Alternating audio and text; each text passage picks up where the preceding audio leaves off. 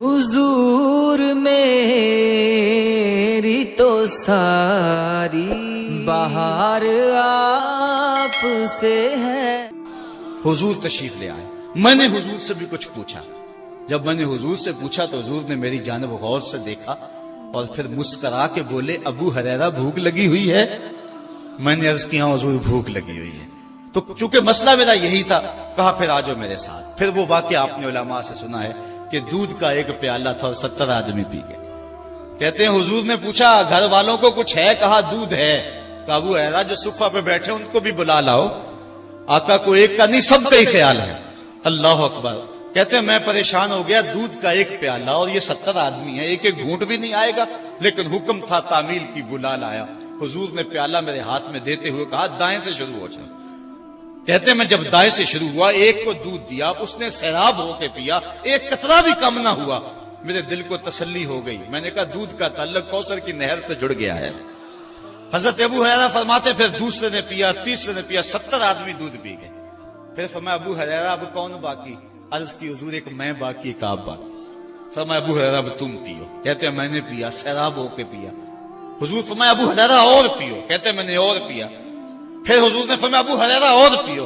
کہا مجھے قسم ہے اس رب کی جس نے آپ کو حق کے ساتھ مبعوث کیا ہے، میرے بدن میں ایک قطرے کی گنجائش بھی باقی نہیں رہی ہے۔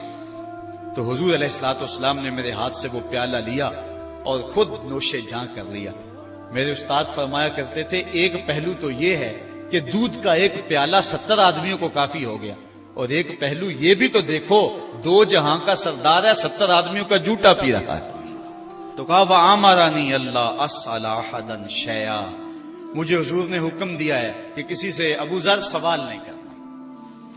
وَآمَرَنِي أَنْ أَقُولَ بِالْحَقِّ وَإِنْ كَانَ مُرًّا، حضرت ابو ذر کہتے ہیں ایک حکم مجھے اور بھی دیا ہے، ابو ذر بات سچی کہنی ہے چاہے کڑوی کیوں نہ ہو، بات سچی کہنی ہے۔ سچی بات کڑوی ہوتی ہے نا، بابا بلے شاہ علیہ رحمہ فرماتے ہیں سچ آنکھیں پانبڑ مچدا ہے، سچ کہیے تو سارے خلاف ہو جاتے ہیں، اپنے بھی دشمن غیر بھی دشمن۔ اقبال کہتا ہے اپنے بھی خفا مجھ سے ہیں، بیگانے بھی ناخوش، کہ میں زہر حلال کو کبھی کہہ نہ سکا کند، بات وہی کہتا ہوں سمجھتا ہوں جسے حق، نئے ابلہ مسجد ہوں نئے تہذیب کا فرزند۔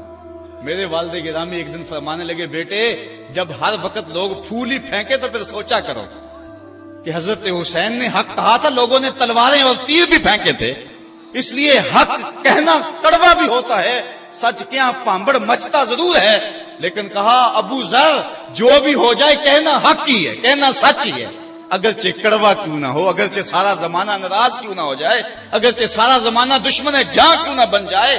یہ محمد کی وصیت ہے ابو ذر غفاری کو کہ جو مرضی ہو جائے حق کے سوا کچھ نہیں کہنا ہے۔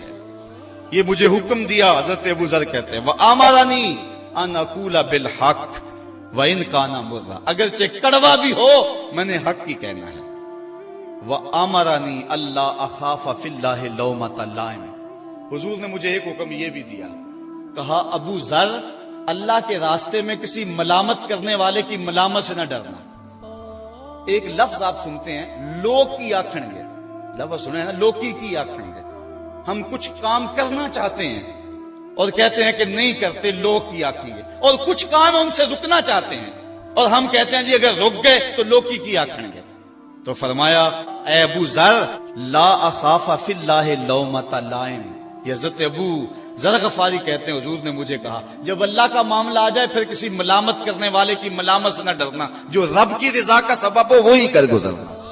دیکھنا رب کیسے راضی ہوتا ہے، رب راضی تو سب راضی، اگر رب نہیں راضی تو سارا زمانہ بھی راضی ہو تو کیا کرنا ان کی رضا کو، سارا زمانہ اکٹھا ہو جائے تو کچھ نہیں بگاڑ سکتا، اور سارا زمانہ نفع دینے پہ تل جائے ایک ذرے کا نفع نہیں دے سکتا جو رب نہ چاہے۔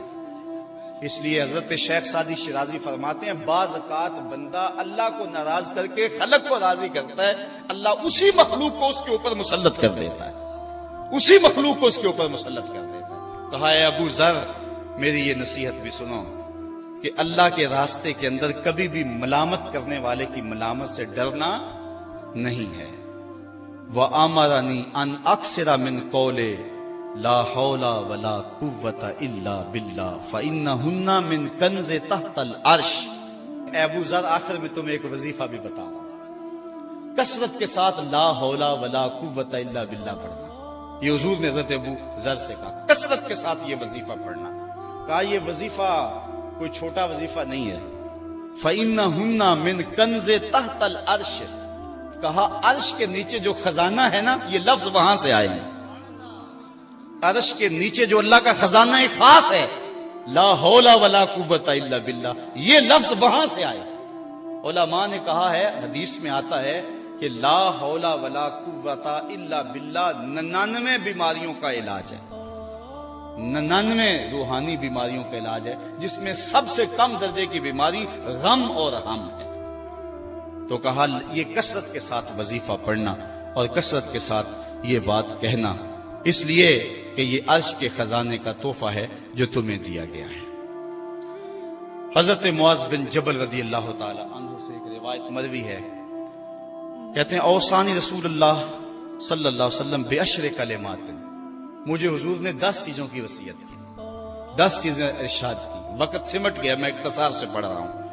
قال لا تشرک باللہ شیئا وان قتلت وحرقت، ایک تو اللہ کے ساتھ کسی کو شریک نہیں ٹھہرانا، چاہے تجھے قتل کر دیا جائے یا آگ میں جلا دیا جائے۔ دوسری بات ولا تاس والدیک وان امراک ان تخرج من اہلک ومالک، کہا والدین کی نافرمانی نہیں کرنی، چاہے تیرا مال اور تیرے بچے گھر سے نکال کے پھینک دیں، تجھے گھر سے نکال دے بچوں سمیت اور مال سمیت، لیکن ماں باپ کی نافرمانی نہیں کرنی ہے۔ تیسری بات ولا تترکن صلاۃ مکتوبۃ متعمدا فإن من ترک صلاۃ مکتوبۃ متعمدا فقد برئت منہ ذمۃ اللہ۔ اے معاذ بن جبل، فرض نماز جان بوجھ کے کبھی بھی نہیں چھوڑ دی، اس لیے کہ جس نے فرض نماز جان بوجھ کے چھوڑ دی، اللہ تعالیٰ کا جو ذمہ ہے بندے سے اللہ وہ اٹھا لیتا ہے، اب اللہ کا کوئی ذمہ نہیں رہا، جدھر مرضی جائے بندہ۔ فرمایا چوتھی چیز ولا تشربن خمرا فإنه راس كل فاحشۃ، معاذ بن جبل ساری زندگی شراب نہیں پینی، ہر برائی کی جڑ ہی یہ ہے۔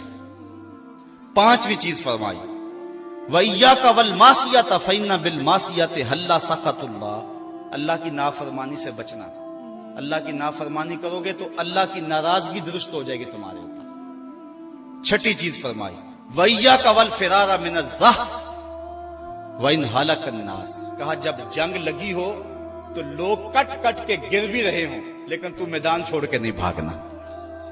معاذ بن جبل، ساتویں بات سن لو وَإِنْ أَصَابَ النَّاسَ مَوْتٌ فَاصْبُتْ، اگر کسی علاقے میں موت آ جائے اور تم بھی ادھر ہو تو پھر لوگوں کو چھوڑ کے بھاگنا نہ، وہیں رہنا۔ اگر زندگی ہوئی تو بیماری تیرا کچھ بگاڑ نہیں سکے گی، اور اگر زندگی نہ ہوئی تو موت سے بھاگ نہیں سکے گا، اس لیے تو وہی جمع رہنا۔ آٹھویں چیز سن لے وَأَنفِقْ عَلَىٰ أَهْلِكَ مِن طَوْلِكَ، اپنے بال بچوں پہ کھل کے خرچ کیا کرنا، اپنی اولاد پہ اپنی حیثیت کے مطابق کھل کے خرچ کرنا۔